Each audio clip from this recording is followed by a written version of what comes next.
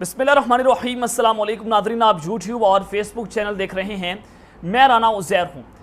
नादर कम खतरनाक और खूनी खेल का आगाज़ हो चुका है और इमरान खान अपनी सियासी ज़िंदगी के सबसे ख़तरनाक तरीन आवर्स खेल रहे हैं, क्योंकि उनकी जान को ख़तरा है, उनकी जनाब सियासी बका को ख़तरा है। क्योंकि इस वक्त पाकिस्तान की मिलिट्री इस्टेब्लिशमेंट, जुडिशरी, 13 पार्टियों के तहत पॉलिटिकल गैंगस्टर्स, उसके लिए अरबों रुपए लगाए जा रहे हैं कि इमरान खान को किसी ना किसी तरीके से पाकिस्तान के सियासी उखाड़े से बाहर निकाला जाए और फिर इलेक्शन जीतकर पाकिस्तान के ऊपर मुसल्लत हुआ जाए।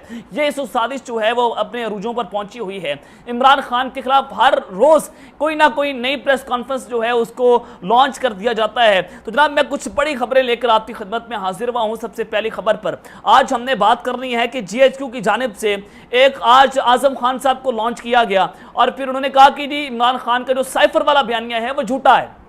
उसके बाद आज इमरान खान की मुकम्मल तौर पर जीत हो चुकी है।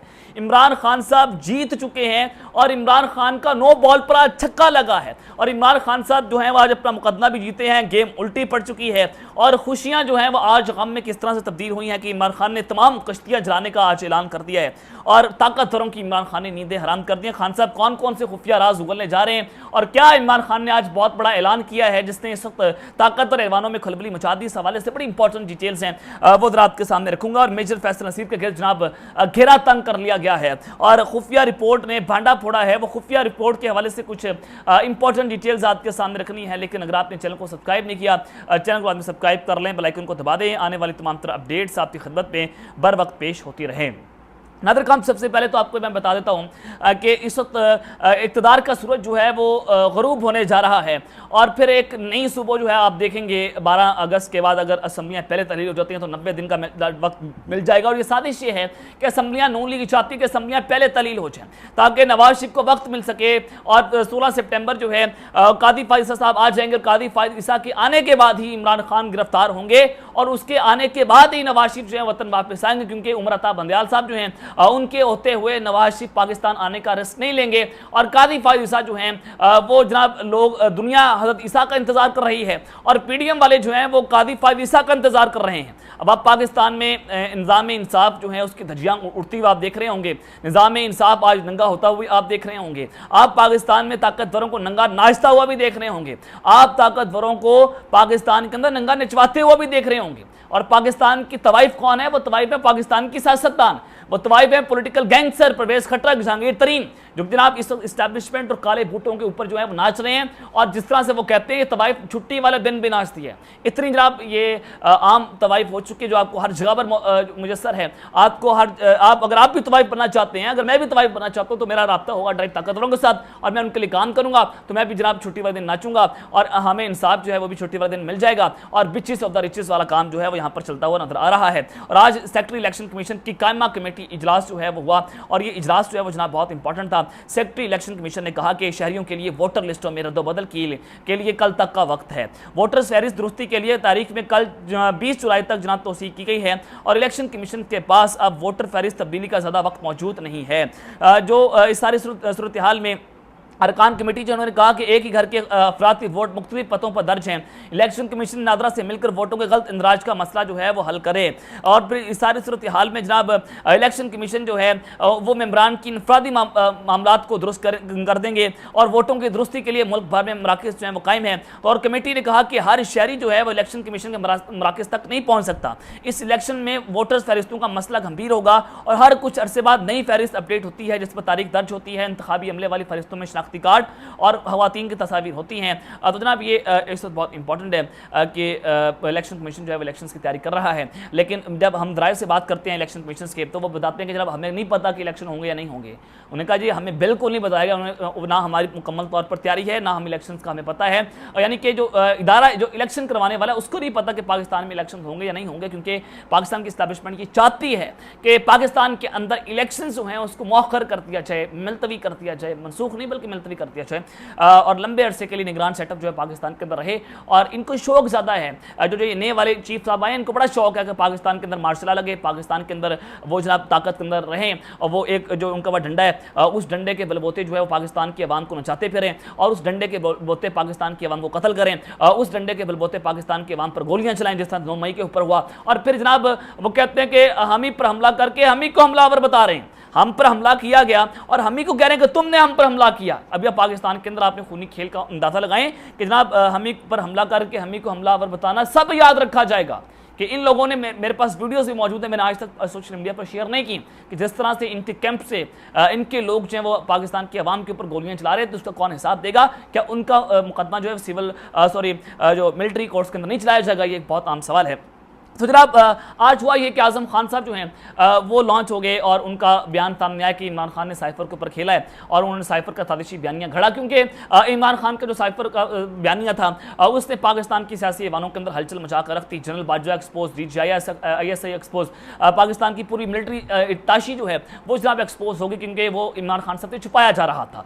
अगर जनाब वो साइफर गलत है बकौल आज़म खान के, क्योंकि आज़म खान साहब को जून के अंदर अगवा किया गया और जून के अंदर अगवा करके अब तक कहाँ पर रखा गया ये किसी को नहीं पता, और फिर जनाब आज़म खान साहब को मारकर धमकाकर उनको धमकियां देकर उनको वीडियोस दिखाकर उनसे जो बयान लिया गया उसकी कोई हैसियत भी नहीं है। लेकिन फिर जनाब अगर आप ये देखें कि अगर इमरान खान साहब गलत हैं, अगर इमरान खान साहब ने झूठ बोला, तो आज वो चीफ जस्टिस के पास साइफर मौजूद है। इन्होंने कहा कि साइफर गुम हो गया, आज वो चीफ जस्टिस के पास साइफर मौजूद है, इमरान खान साहब ने उनको भिजवाया था। आज जनाब जो स्पीकर कौमी असम्बली हैं उनके पास साइफर मौजूद है, आज पाकिस्तान के GHQ के पास साइफर मौजूद है। क्या कोई उसको खुलवाएगा कि वो साइफर पढ़ें कि उसके अंदर क्या लिखा हुआ है? अगर उसके ऊपर आप तस्लीम करने को तैयार नहीं है, मैं ये सवाल उठाना चाहता हूं कि इमरान खान साहब के दौर में जब वो वज़ीर-ए-आज़म थे, उन्होंने तमाम कौमी सलामती कमेटी का इजलास किया जिसमें सर्विस चीफ थे, जिसमें DGI बैठे थे, जिसमें आर्मी चीफ आपके बैठे हुए थे। उन्होंने मोहर लगाई कि जनाब साइफर आया है और हमने डी मार्च किया अमेरिका से। अगर वो साइफर गलत था, अगर वो साइफर साजिशी बयानियों के ऊपर जो है वो शामिल था, तो रियासत ने उसके ऊपर डी मार्च किया था।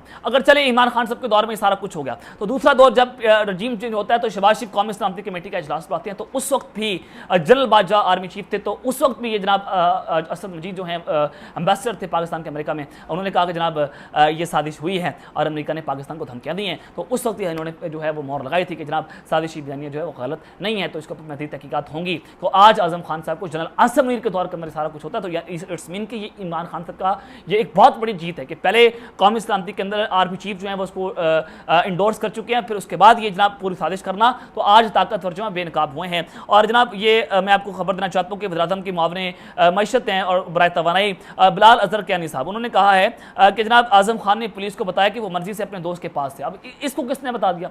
यानी कि जो एक वजीर है जिसकी कोई डोमेन नहीं है तहकीकात करने की, तो इसको किसने बताया कि आज़म खान जो अपनी मर्जी से पुलिस के पास नहीं थे बल्कि वो अपने दोस्त के पास थे? तो जनाब आप अंदाज़ा लगाएंगे पाकिस्तान के अंदर ताकत का नंगा नाज अगवा करके कहते हैं जनाब हमारे पास तो है ही नहीं। हाँ, जिस तरह से इमरान रियाज साहब जो है आज तक उनका नहीं पता चल सका कि वो कहाँ पर हैं, और पाकिस्तान की इंस्टीट्यूशंस, पाकिस्तान की ISI, पाकिस्तान की एजेंसीज आज सब हाथ खड़े कर रहे हैं। क्या ये अंब लेने के लिए यहाँ पर बैठे हुए हैं? ये सिर्फ हमारे टैक्स के पैसे खाने, करप्शन करने, माल जो है बटोरने, बाहर अपनी गदादे बनाने के लिए बैठे हुए हैं? ऐसा नहीं होगा। आपकी बार पाकिस्तान की आवाम आपसे हिसाब लेगी। और उन्होंने कहा कि गुमशुदगी की FIR भी आज़म खान की अपनी दरख्वास्त पर खारिज हुई।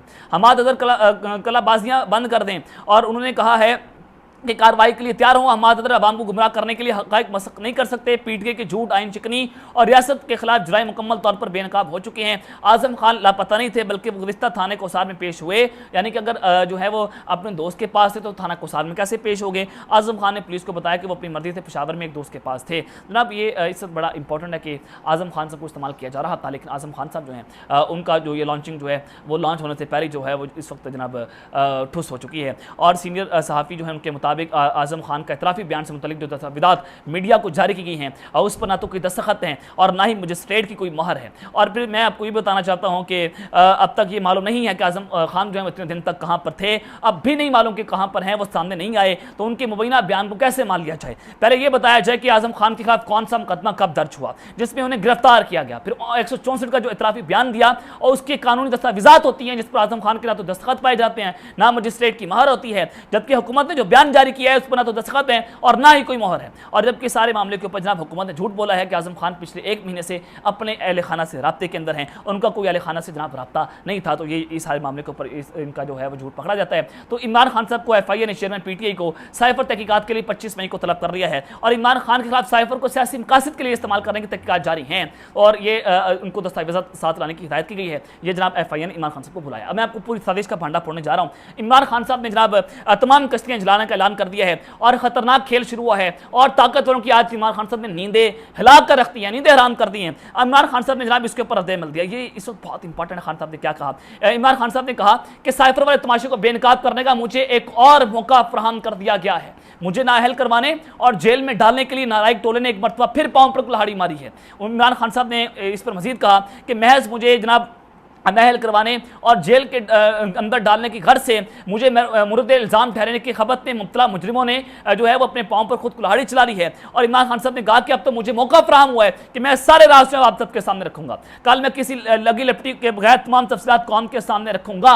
इमरान खान साहब कल पूरी कौम के सामने ये तमाम तफसीलात पहली बार जो है डिस्क्लोज करने जा रहे हैं। उन्होंने कहा अगर अब तुम मेरे ऊपर सीक्रेट एक्ट की कार्रवाई करोगे ना, आए फिर मैं भी तुम्हें बताता हूँ सीक्रेट एक्ट क्या होता है। पूरी कौम के सामने इमरान खान साहब जो है सारे बयानी को रखने जा रहे हैं। 17 बरस में पहली मरतबा बेहतरीन मुआशी कारकर्दगी का मुजाहरा करने वाली हुकूमत का तख्ता उलटने और इन मुजरिमों जो मुल्क की तबाही के घाट उतार चुके हैं और उनको इक़्तिदार में लाने के लिए एक साजिश जो है रचाई गई है। आपको यकीन दिलवाता हूँ कि तफसीलात टेलीविजन पर चलने वाली किसी बड़े ड्रामे से बढ़कर दिलचस्प और सेहर अंगेज होंगी।